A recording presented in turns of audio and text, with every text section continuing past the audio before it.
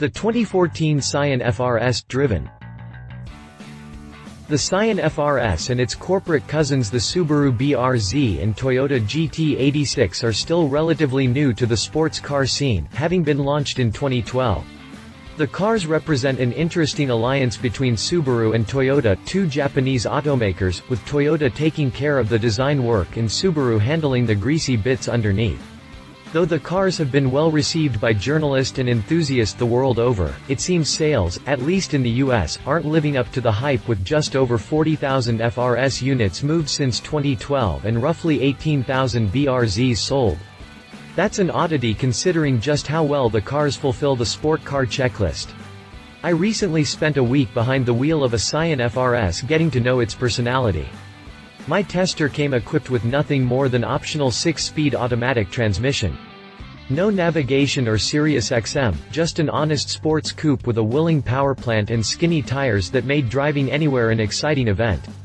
Click past the jump for the full rundown of the 2014 Scion FR-S. Top speed garage. Exterior. Coated in a beautiful dark gray, Scion calls asphalt, each line, curve, and crease shows through with the utmost elegance. The FR-S exterior looks set the tone for the driving experience. A long, sloping hood with bulging fenders, humps, a steeply raked windshield, and a fastback rear window add together to create the look. Coated in a beautiful dark gray, Scion calls asphalt, each line, curve, and crease shows through with the utmost elegance. The metallic flake in the paint makes it shine in the hot sun. It's a looker for sure. The large lower grille helps feed the flat 4-cylinder under the hood, while aggressive-looking projector beam headlights stare forward. The 15-spoke, 17-inch wheels look fantastic with the asphalt color scheme, and the small bits of chrome brightwork really pop against the dark background. Outward visibility is pretty good when looking forward and sideways. Rear quarter panel blind spots are somewhat big, though the 3 mirrors help keep things in check. Direct rear visibility is actually not bad. Interior. Everything is where it should be for pushing the car further down the road or track, and not much else. The cockpit of the FR-S is all business, no frilly extra stuff. The seats are heavily bolstered for good support and covered in a sport cloth material. The steering wheel gets a touch of leather with red stitching to match the stitching along the seats, dash, door panels, and floor mats. The otherwise dark interior has a few satin chrome-colored bits to lighten up the atmosphere. The dashboard holds a 6.1-inch touchscreen from Pioneer but isn't fitted with navigation, though a trip to the dealer would likely cure that. Ergonomics are purpose-built for driving. Everything is where it should be for pushing the car further down the road or track, and not much else. The cup holders are too far rearward and the window controls are sort of in an awkward position, but it doesn't matter. The leather-wrapped wheel, the shifter, and bright pedals are all placed in just the right spots. There were a few livability issues I had during my week. Most memorable is the passenger seat's inability to stay folded forward when trying to enter the rear seats. It just kept sliding back on its track and needed to be constantly held while getting in. Wind and road noise are also on the loud side, but becomes acceptable when considering the added weight of insulation might somehow detract from the car's fantastic handling. I also found it odd that there was no release mechanism on the outside of the trunk. It must be released either by the key fob or a button on the dash. Once the trunk is opened, there's actually a decent amount of space in there. That grows even more when the rear seatback is folded flat. I'd say 2 people would have no trouble packing a week's worth of luggage inside. The FR-S drivetrain. My tester came mated to the optional 6-speed automatic gearbox with manual shifting capabilities via both the shift lever and steering wheel mounted paddles.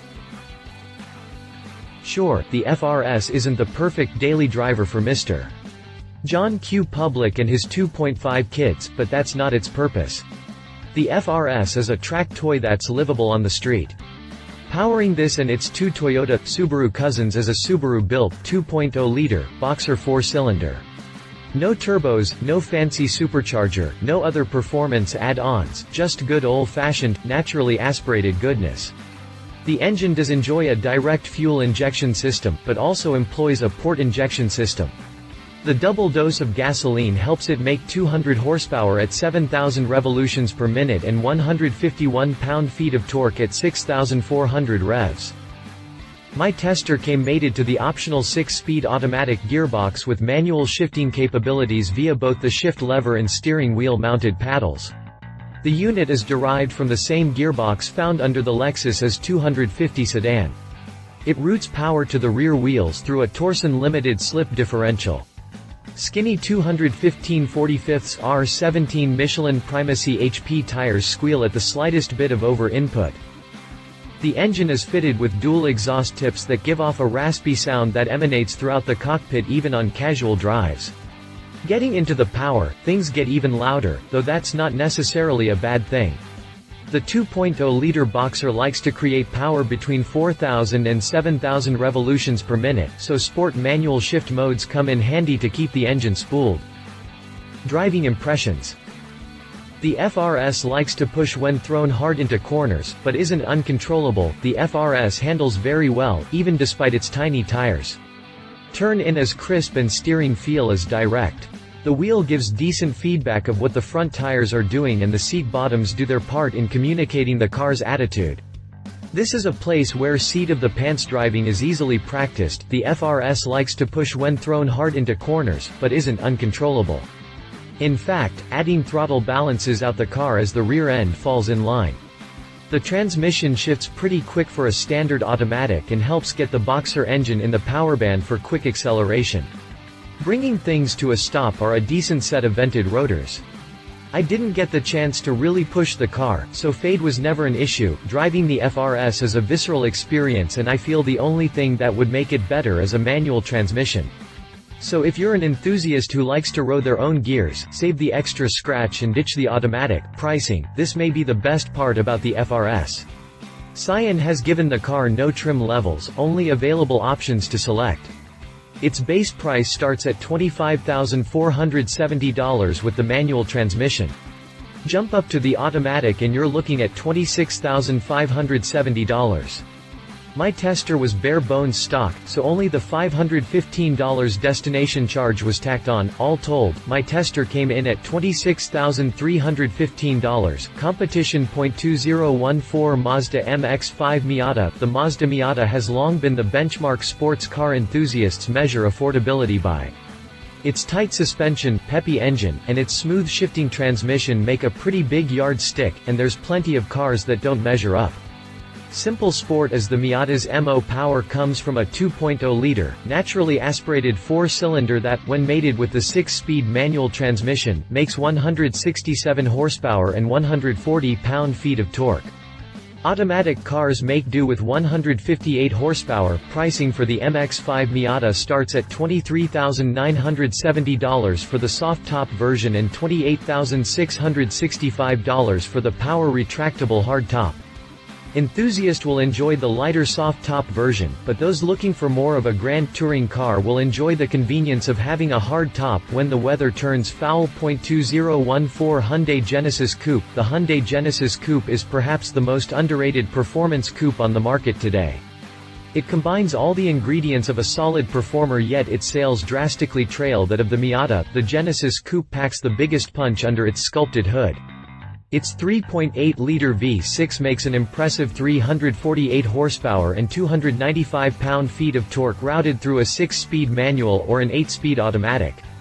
The stout V6 pushes the Hyundai to 60 miles per hour in just 5.2 seconds on its way to a 13.8-second quarter-mile run. Pricing for the Genesis Coupe is competitive with the bunch here, starting at $26,750 for the base car and $29,500 for the 3.8 R-Spec performance trim.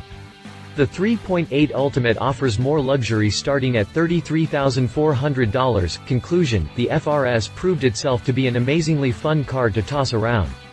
It would be a great car for a single 20-something who loves a visceral driving experience, or even perhaps the middle-aged car fiend who wants a fun weekend toy without breaking the bank or driving a Miata like all his friends. The car's personality definitely shines through in even the most mundane drives. Its nearly uninsulated cabin reverberates every outside sound and engine rev, while its firm seats transmit every bump and jostle in the road. All that is fine though, as the car creates its own events in daily driving. It's certainly a looker, garnering attention wherever it goes and making its owner feel good about their driving skills.